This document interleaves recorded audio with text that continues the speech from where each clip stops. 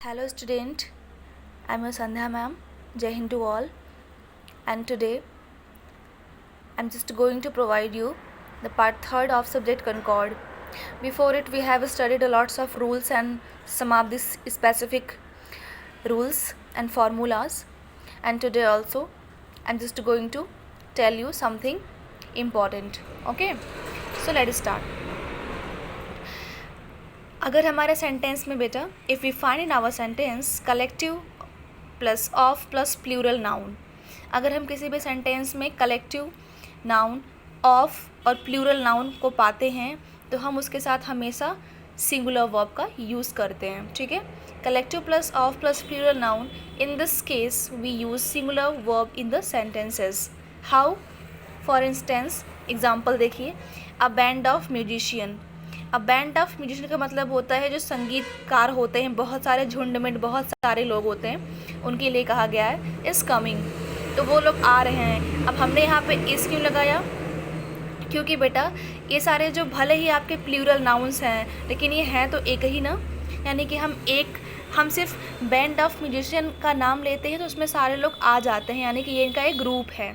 तो ग्रुप को हम हमेशा एक वर्ड में बोलते हैं, इसीलिए हम इसके साथ हमेशा सिंगुलर वर्ब यूज़ करते हैं. नेक्स्ट है आपका a lamb of a team. Okay dear, a team of player is going. A team of player यानी कि जो खिलाड़ी हैं, यानी जो खिलाड़ियों का टीम है वो जा रहा है. तो यहाँ के लिए हमने इज़ यूज़ किया है, सिंगुलर वर्ब यूज़ किया है. क्यों? क्योंकि ये जो आपका पूरा नाम है ये एक वर्ड में आता है और ये वर्ड जो है आपका सिंगुलर है. ठीक है, इसके अंदर भले ही बहुत सारे लोग हैं लेकिन a team of a player का मतलब ही होता है it's a singular. A bunch of flowers has been presented to me. फूलों का गुलदस्ता मेरे लिए उपस्थित या मेरे लिए प्रस्तुत किया गया. अब यहाँ पे हमने अ बंच ऑफ फ्लावर्स, तो बंच ऑफ फ्लावर्स का मतलब क्या हो गया? बुके. अब बुके क्या हो गया बेटा? एक कह सकते हैं बुके जो होता है हमारा एक वस्तु है, एक थिंग्स है जिसके अंतर्गत हम बहुत सारे फ्लावर्स को ऐड करके उसका बुके बनाते हैं. तो है तो बहुत सारे फूल लेकिन जब वो बन जाता है तो वो सिंगल एक हो जाता है ना. आपने देखा होगा बुके कुछ इस तरह से होता है. ठीक है, यहाँ पे फ्लावर्स होते हैं. तो जब ये बन गया तो ये एक सिंगल हो गया, तो इसीलिए हमने बंच ऑफ फ्लावर्स के साथ हैज़ बीन का यूज़ किया है जो कि एक सिंगुलर वर्ब है. ठीक है, अब देखते हैं हम next rule. Some of the nouns are to be seems just like singular, but along with them we use always plural verb. कुछ ऐसे नाउन हैं इंग्लिश में आपके जो कि देखने में तो लगते हैं सिंगुलर लेकिन उनके साथ हम वर्ब हमेशा प्लूरल यूज़ करते हैं, यानी देखने में वो एक वचन होते हैं लेकिन उनके साथ वर्ब की जो फॉर्म होती है वो हमेशा बहुवचन में यूज़ की जाती है. अब वो कौन कौन से वर्ड्स हैं वो देखते हैं. पुलिस, कैटल, पीपल, पुलिस, फोक एट्सेट्रा. यानी कि पीपल, कैटल, पुलिस, फोक. पीपल यानी लोग, कैटल यानी जानवरों का जो झुंड होता है, पुलिस यानी आप जानते हो, और फोक यानी होता है लोगों की झुंड या भीड़. ठीक है, तो अगर आपको किसी भी सेंटेंस में इस तरह के वर्ड्स मिलते हैं तो उनके साथ हम हमेशा क्या यूज़ करते हैं डियर? हमेशा सिंगुलर वर्ब यूज़ करते हैं, सॉरी प्लूरल वर्ब यूज़ करते हैं. जैसे दिस पीपल आर लेबोरियस, ये लोग बहुत ही मेहनती हैं. अब यहाँ पे दिस पीपल, यहाँ पे पीपल के पहले दिस लग गया. ठीक है, और ये आपका क्या हो गया बेटा? ये लोग को इंडिकेट करता है, बहुत सारे लोग को, इसीलिए हमने यहाँ पे आर का यूज़ करा है. ओके, कैटल जो होते हैं ढेर सारे जानवरों के झुंड होते हैं. ठीक है, the cattle were grazing. Grazing यानी होता है चरना, किसी भी चीज़ को खाना. ठीक है, तो यहाँ पे हमने कैटल के साथ वर का यूज़ किया है, बहुत सारे एनिमल्स चर रहे होते हैं. अब देखते हैं अगला rule. When our sentences started with there we use verb according to main subject. बेटा कभी कभी ऐसा होता है, आप पाएंगे कि हमारा जो सेंटेंस है वो देयर से स्टार्ट होता है.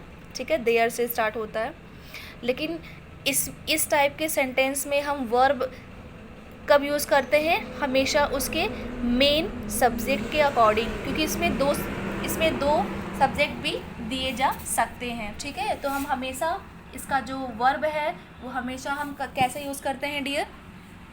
इसके मेन सब्जेक्ट के अकॉर्डिंग करते हैं। अब कैसे करेंगे?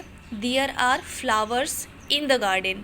अब यहाँ पे गार्डन भी है, फ्लावर्स भी है, तो आपको ये समझना होगा कि इन दोनों में मेन कौन है। तो मेन हमने फ्लावर्स की बात करी। इन द गार्डन आपका फेज़ होता है, सेंटेंस का आधा भाग होता है, ठीक है।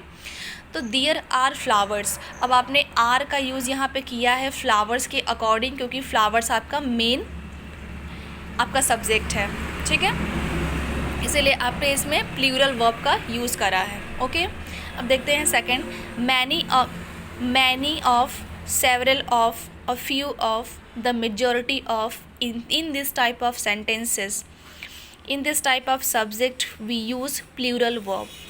अगर हमारे सेंटेंस में, अगर हमारे वाक्य में इस टाइप के वर्ड्स मिलते हैं या सब्जेक्ट मिलते हैं, तो इनके साथ हम हमेशा प्लूरल वर्ब का यूजिंग करते हैं। Many of, several of, a few of, the majority of, ठीक है।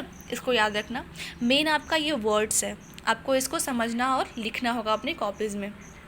Many of the students are laborious, ठीक है।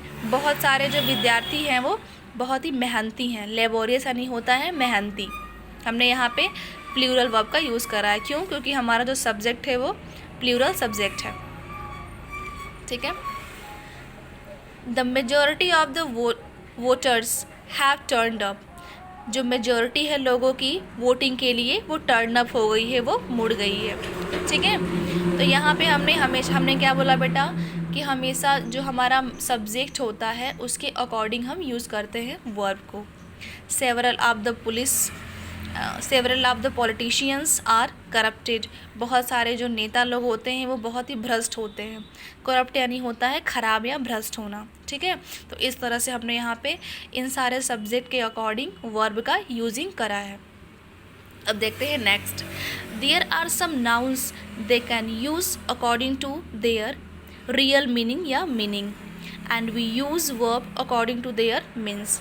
बहुत सारे ऐसे बेटा सब्जेक्ट होते हैं, बहुत सारे ऐसे नाउन्स होते हैं सेंटेंस में जिनके साथ हम वर्ब का यूजिंग करते हैं, उसके कह सकते हैं रियल मीन्स और रियल कह सकते हैं कि अर्थ के अकॉर्डिंग, क्योंकि अगर हम इसका अर्थ ध्यान नहीं देंगे तो हमसे हमेशा गलती हो जाएगी बेटा, ठीक है।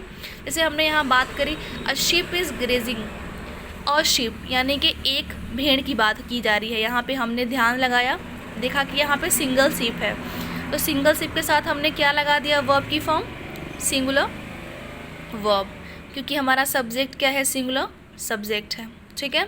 SSPP याद है ना बेटा? तो यहाँ पे हमारा जब सब्जेक्ट सिंगुलर है तो हमने वर्ब भी क्या लगा दिया? सिंगुलर लगा दिया। अब देखो इसी चीज़ का सेकंड सेम है लेकिन कुछ चीज़ें डिफरेंट हैं। द शीप आर ग्रेजिंग, अब यहाँ पे शिप के पहले द लग गया बेटा, तो बहुत सारी अनेक शिप हो गई, इसीलिए हमने यहाँ पे आर का यूज़ कर दिया। यहाँ पे अ था तो ये आपका क्या था? सिंगुलर था, लेकिन यहाँ पे द लग गया है तो आपका क्या हो गया? ढेर सारे शिप्स, इसीलिए हमने यहाँ पे आर लगा दिया है। नेक्स्ट देखिए, a deer is beautiful, a deer एक हिरण की बात की जा रही है, अगर वहीं पे द होता तो ढेर सारे होते डियर, ठीक है।